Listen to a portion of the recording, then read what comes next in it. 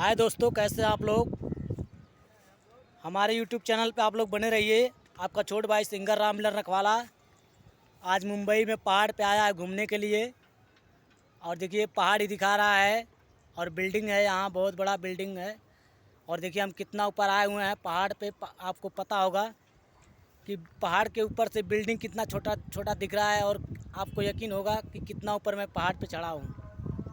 और आपको मैं दिखा रहा हूँ, देखिए पहाड़ पर बहुत ही मज़ा आ रहा है भाई। क्या आपको बताएं हम, पहाड़ का कुछ आनंद ही अलग है, एकदम स्वर्ग है स्वर्ग।